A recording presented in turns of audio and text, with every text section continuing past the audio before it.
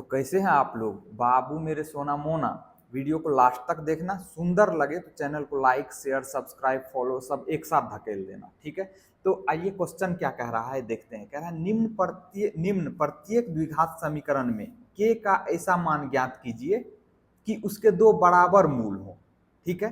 अब दो बराबर मूल होने के लिए कंडीशन क्या होता है, इसको जानने से पहले हम बेसिक से देख लेंगे। यहाँ पे हम इस साइड थ्योरी वाला पार्ट लिखेंगे। आपको एकदम मान लो कि आपको कुछ नहीं आता, बिल्कुल चौपट हो, ठीक। पहले हम देखेंगे कि द्विघात समीकरण का स्टैंडर्ड फॉर्म क्या होता है। वो होता है ax square plus B X plus C is equal to 0। ये द्विघात समीकरण का स्टैंडर्ड फॉर्म होता है, जहां एक्स स्क्वायर का कोफिशिएंट a, एक्स का कोफिशिएंट b और c कांस्टेंट टर्म कहलाता है। अगर हमें मूल की प्रकृति निकालनी हो, रूट्स का नेचर निकालना हो, तो तीन केस होते हैं। एक क्या, बी स्क्वायर माइनस 4ac, इसका वैल्यू निकालते हैं। अगर ये ग्रेटर देन 0 हो तो हम कहते हैं दो वास्तविक और भिन्न मूल होंगे, है ना। दो वास्तविक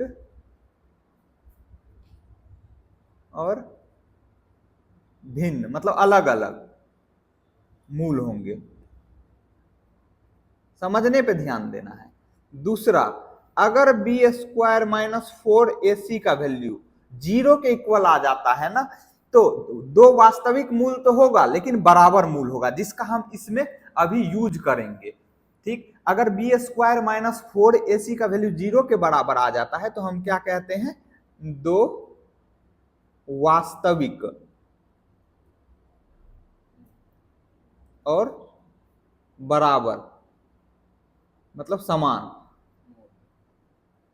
मूल होंगे। और तीसरा केस, हमें तो सीखने पे ध्यान देना है, क्वेश्चन थोड़े रखना है। अगर बी स्क्वायर माइनस 4ac का वैल्यू 0 से छोटा आ जाए तो हम कहते हैं कोई वास्तविक मूल नहीं। इस केस में कोई वास्तविक मूल नहीं होता है, कॉम्प्लेक्स मूल होता है, ठीक है। तो इसमें हमें जब भी बी स्क्वायर माइनस 4ac का वैल्यू 0 से छोटा आ जाए तो उसके लिए फिर हम माथा पच्ची नहीं करेंगे। इस दो केस में हम मूल निकाल सकते हैं। कैसे निकालेंगे, एक तो हमने फैक्टराइजेशन मेथड बताया था कि स्क्वायर वाले टर्म को कांस्टेंट टर्म से गुना करो, आप मिड टर्म के रूप में एक्सप्लिट कर दो उसको, है ना। अभी जो हम देखेंगे वो फॉर्मूला बेस्ड देखेंगे।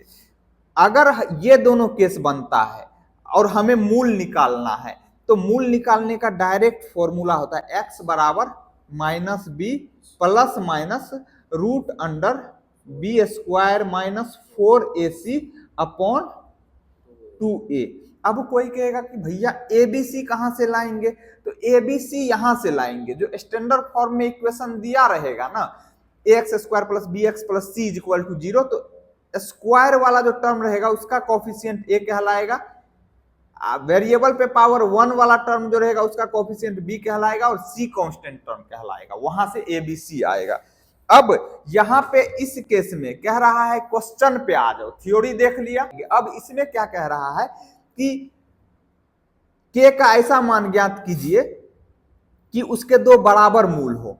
इस द्विघात समीकरण का दो बराबर मूल है। इसका मतलब क्या हुआ, इसका मतलब यह हुआ कि बी स्क्वायर माइनस 4ac जो है यहाँ पे, इसका वैल्यू कितना आ जाएगा, 0 आ जाएगा। तो इसके लिए पहले हमें एबीसी लिखना पड़ेगा। तो पहले क्वेश्चन का हम सॉल्यूशन कर रहे हैं। यहाँ पे स्टैंडर्ड फॉर्म में ही दिया हुआ है, हम क्वेश्चन फिर से नहीं लिख रहे हैं। तुम कहोगे तो हम लिख देंगे, काहे नहीं लिखेंगे, है ना। kx 2x square plus kx plus 3, देखो बराबर 0, ax square plus B X plus C equal to 0 standard form में लिखा हुआ है ये भी, है ना। कैसे देखते हैं, RHS 0 होना चाहिए, सभी टर्म LHS में होना चाहिए और पावर के डिसेंडिंग ऑर्डर में लिख लेंगे। अब यहाँ पे a क्या हो जाएगा, तो वेरिएबल पे पावर 2 वाला जो टर्म है उसका कोफिशिएंट कितना है, गुणांक कितना है 2, वो a कहलाएगा। वेरिएबल पे पावर 1 मतलब वेरिएबल मतलब चर, है ना। वेरिएबल पे पावर 1 वाला टर्म जो है उसका कोफिशिएंट कितना है k, लेकिन साइन के साथ लिखेंगे, तो साइन प्लस का है तो प्लस का साइन हम लिखते हैं नहीं, तो b का वैल्यू कितना आ जाएगा k। और कांस्टेंट टर्म कितना है c बराबर 3। अगर कोई माइनस का रहता तो माइनस साइन लिखना पड़ता। अब कह क्या रहा है क्वेश्चन में कि इस द्विघात समीकरण के दो बराबर मूल है, और बराबर मूल होने के लिए क्या होता है, बी स्क्वायर माइनस 4ac का वैल्यू 0 के बराबर होता है। तो बी स्क्वायर माइनस 4ac बराबर 0 का वैल्यू, अब इसमें 0 करो और इसमें ए बी सी का वैल्यू पुट करो। b का जगह क्या है k, तो k स्क्वायर माइनस 4 इंटू ए का वैल्यू कितना है 2 इंटू सी का वैल्यू कितना है 3। यहां तक कोई कष्ट नहीं है, बराबर 0। अब देखो यहां पे के स्क्वायर, यहां पे सिंप्लीफाई करो कितना हो जाएगा, 4 तिया 12 दूनी 24, तो माइनस 24 बराबर 0। हमें वैल्यू किसका निकालना है, के का ना, तो के को अकेला करना पड़ेगा, के वाले टर्म को, यहाँ स्क्वायर में है, इधर ये इसके साथ माइनस में है ना, LHS में 24 कांस्टेंट टर्म, इसको इधर भेजेंगे तो इधर माइनस में है तो इधर प्लस हो जाएगा, तो के स्क्वायर बराबर कितना हो जाएगा 24। चूंकि हमें के निकालना है ना, तो अब अगर इधर स्क्वायर है इसको इधर भेजते हैं तो स्क्वायर रूट होगा और प्लस और माइनस दोनों साइन होगा, ठीक। तो के बराबर कितना हो जाएगा, प्लस माइनस रूट अंडर 24। रूट के अंदर हम इसका प्राइम फैक्टर कर लेंगे, और प्राइम फैक्टर करने के बाद जो रूट से बाहर निकलेगा अगर कोई तो निकाल देंगे उसको, प्लस माइनस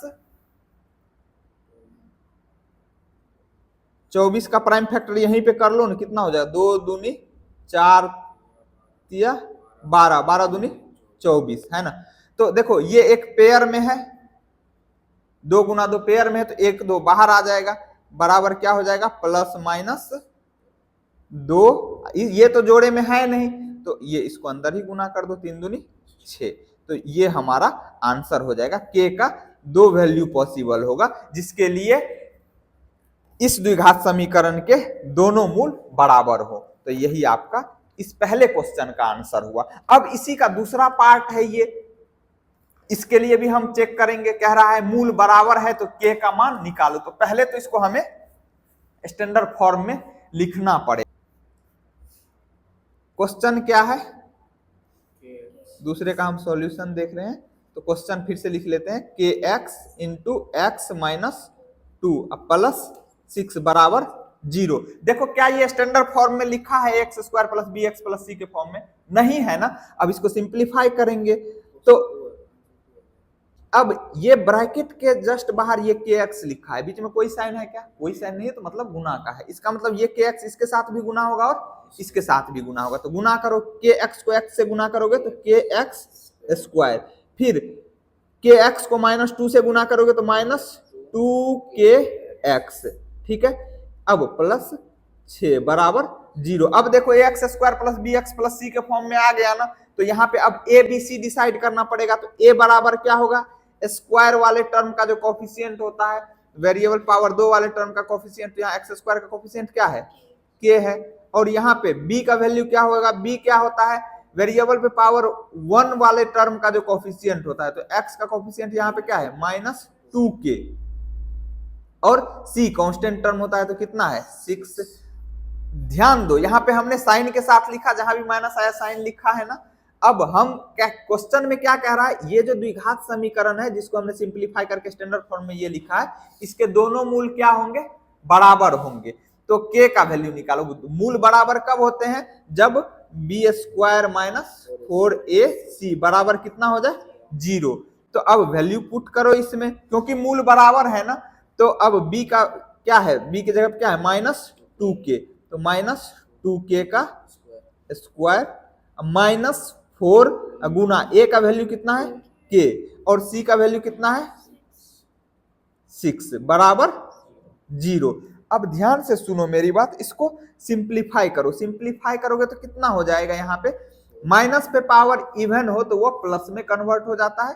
2 का स्क्वायर 4 और k का स्क्वायर के स्क्वायर। अब इसको सिंप्लीफाई करो, 6 चौके 24, तो माइनस 24k बराबर 0। अब देखो इस दोनों में क्या कॉमन आ रहा है, दोनों में कॉमन दिख रहा है 6 चौके 24, 24 को क्या लिख सकते हैं 4 गुना 6 लिख सकते हैं। यहाँ भी 4 है तो 4 कॉमन ले लेंगे। यहाँ के स्क्वायर है, के स्क्वायर मतलब के गुना के, यहाँ पे k है, तो हम दोनों में से अगर कॉमन ले रहे हैं तो कम वाले के हिसाब से कॉमन लेंगे, क्योंकि दोनों को देना पड़ेगा जो भी लेंगे। तो 4 यहां भी है यहां भी, तो 4 कॉमन ले लो। k यहां भी है और यहां भी, k कॉमन ले लो। अब जो कॉमन लेते उसी से हम डिवाइड करेंगे, तो डिवाइड करने के बाद जो बचेगा ब्रैकेट में लिखेंगे। 4 से इसको काटो, 4 का 4 एक बार में कटा, k से इसको काटोगे तो k स्क्वायर है, मतलब k गुना के 1 k कट जाएगा, बचेगा 1 k।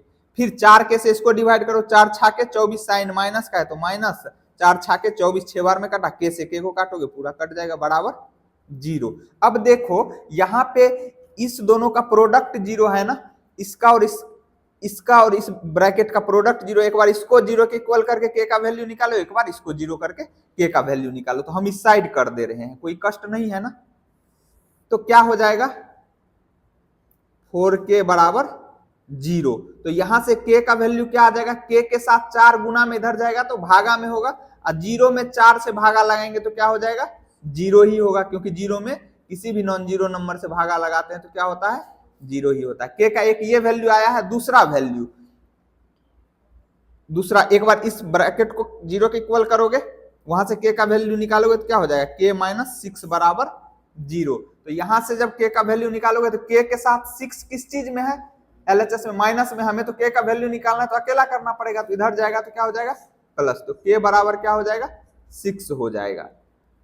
यही हमारा, इधर माइनस में तो इधर जाएगा तो प्लस। अब कोई कहेगा k का 2 वैल्यू होगा क्या, देखो अगर k का हम ये वाला वैल्यू रखते हैं तो यहाँ पे k का वैल्यू 0 रख दो, और 0 से इस ब्रैकेट को गुना करो तो ये स्वाहा कर देगा सर्वनाश, 0 से किसी को भी गुना करो तो 0 हो जाता है, तो ये 0 हो जाएगा। अब स्क्वायर वाला टर्म ही खत्म हो जाएगा, तो ये द्विघात रहेगा ही नहीं, तो ये संभव नहीं है, असंभव, मतलब नॉट पॉसिबल, असंभव। तो k का क्या वैल्यू होगा, जिसके लिए दोनों मूल बराबर हो, तो k बराबर 6, यही तुम्हारा आंसर हो जाएगा। समझ में आया? उम्मीद करता हूं सॉल्यूशन सुंदर लगा होगा। अगर सुंदर लगा तो चैनल को like share subscribe super chat follow जो जहां करना है सब एक साथ धकेल दो। कोई कष्ट हो, कहीं समझ में नहीं आया हो तो आप कमेंट सेक्शन में हमसे बात भी कर सकते हैं। मिलते हैं ब्रेक के बाद, तब तक के लिए नमस्कार।